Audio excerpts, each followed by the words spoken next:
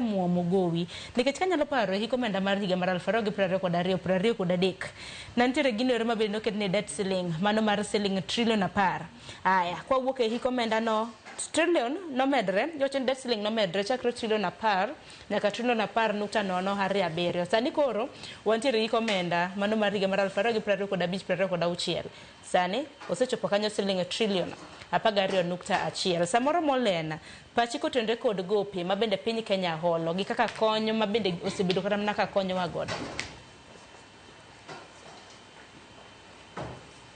Erokamano Sharon, aparo ni gima nyaka wayiere ni kawang'iyo data book mar piny Kenya sani to gi higni 3 mar jatend piny moluor Ruto ok wanyal wacho ni the entire debt book en attributable to higni 3 mosebedo office nikech gope ma wakawo kaka piny gin gope maringo kuom thuolo malach.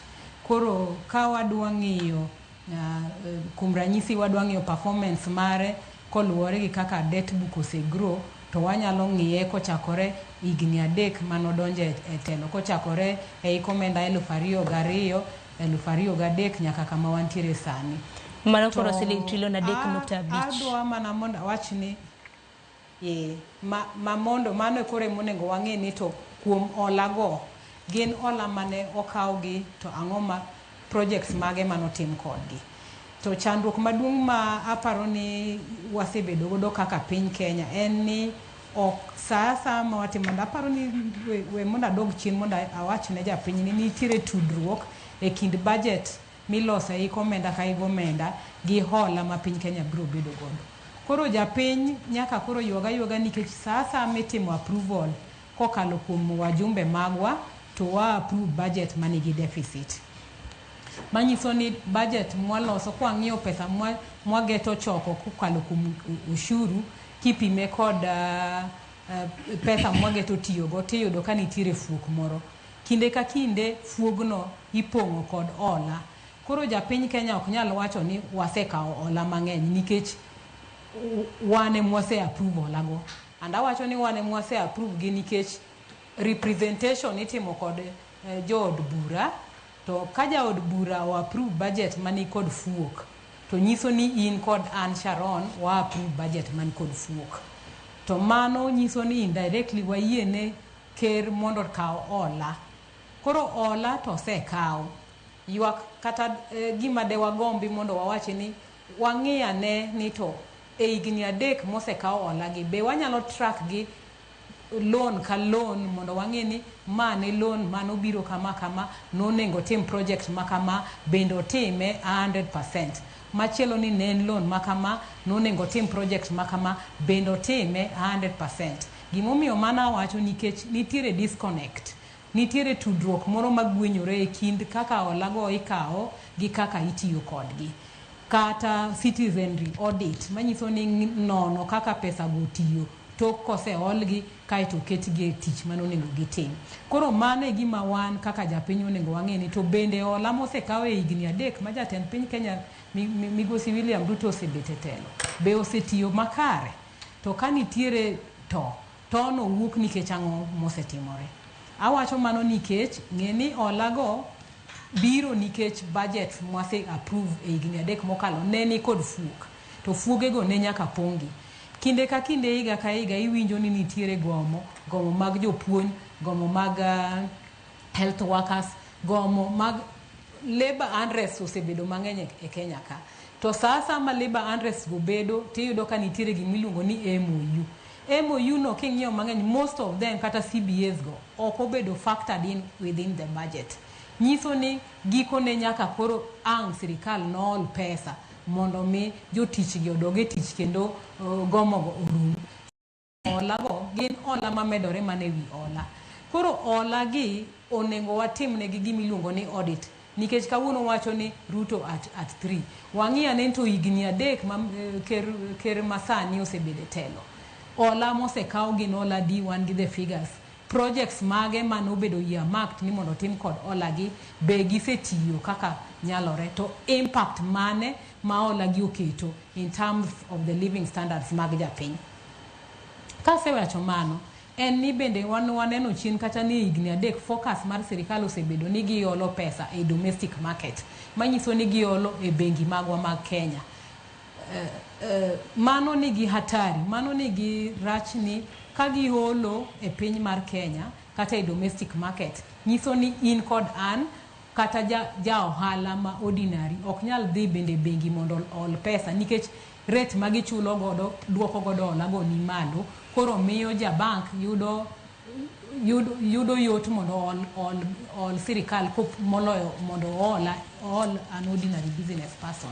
Kamano timore nyiso ni biashara ok nyal nyare, ji otimo ohala ok nyal yudo hola kata loan e bengi mondo giyaw godo ohande gigo mondo gindik godo jotich, nikech ka wabero ohala eka ji nyalo yudo konyruok. Nawacho ni chandruok maduong' masani ni e piny mar Kenya ni kata de beni uchumi wawinjo ni oseidho malo kendo GDP odonjo to 4.7, inflation bende odok piny, to ok japiny nyal winjo impact kata ber mar gigo mawuok e kalatas no, nikech tije onge, manyiso ni income onge. Koro nengo gik moko to dok piny ndiyo, tionge kata pesa madang' ing'iew godo gima nengo ne odok piny no. To tije go nyalo mana biro kokalo kuom bero ohandni mag jo ohala giwegi, kaeto gindiko ji manyalo timore nade, manyalo tiyo negi, jogi kaeto biro yudo mshahara, jogi kaeto nyalo support households gi.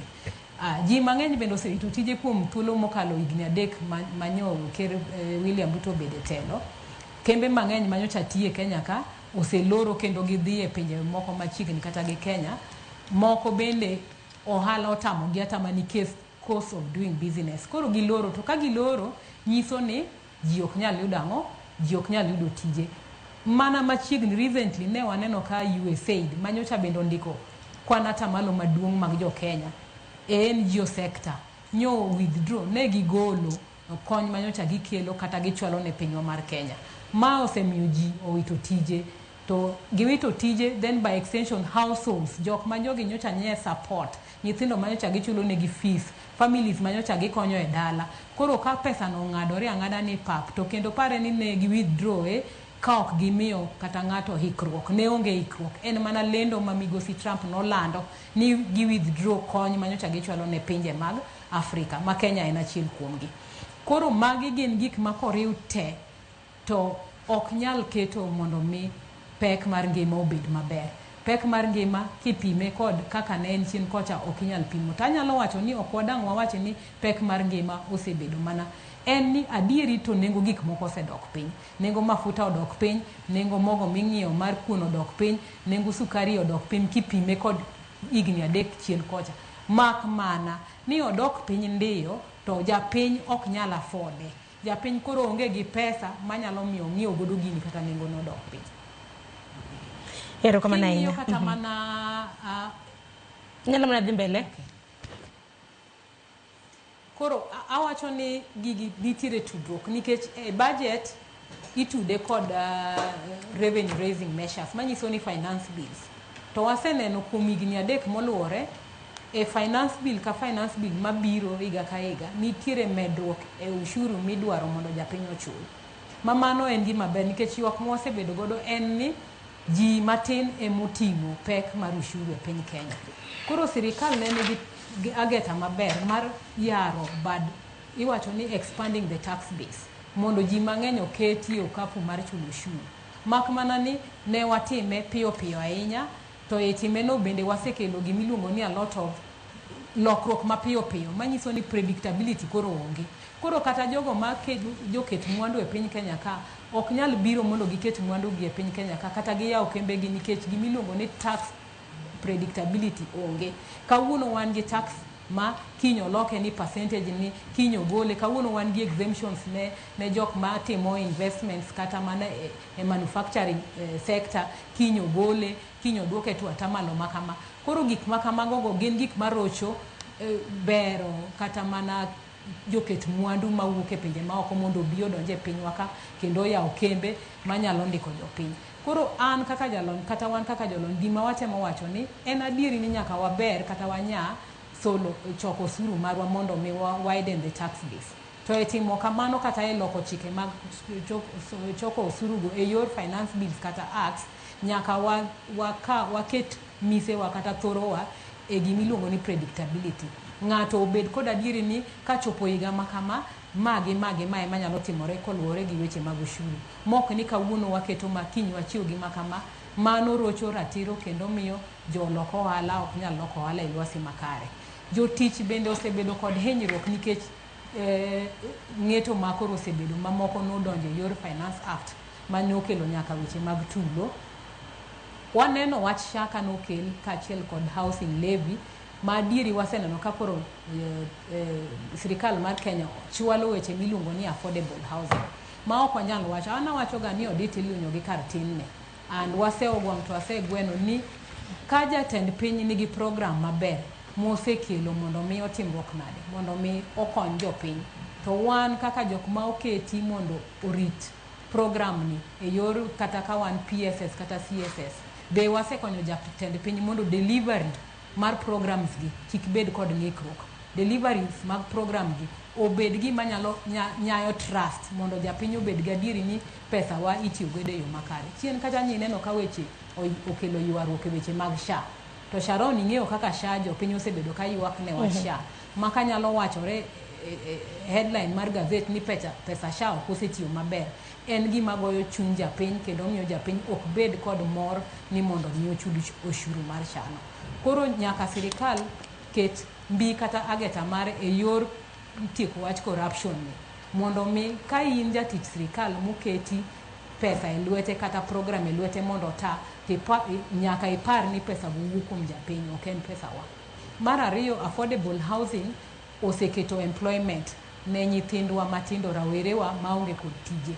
To wawacho ni livelihoods mag nyithindo ma Kenya ka ok nyal bedo built e tije mag matindo mana mag loso udi e kinde manok.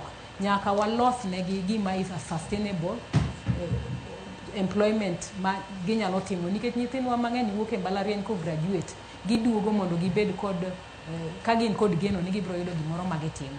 To ma ok nyal bedo nikech gite ok nyal ndik gi affordable housing sector nikech ok gite gisomo building kata construction.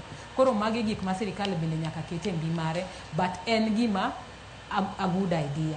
And then wang'iyo kata mana hustler fund en gima ber, mak mana ni jowa bende nosekete siasa.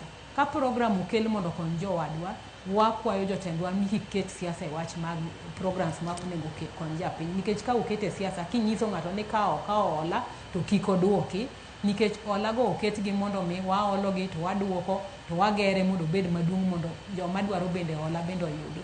Kako tin no gimoro tin lakini korite maber to nyalo konyo japiny. Koro magi gik moko duto tema ka wang'eyo kendo warito maber to nyalo konyo ochumi marwa mondo mi japiny owinj yot king'iyo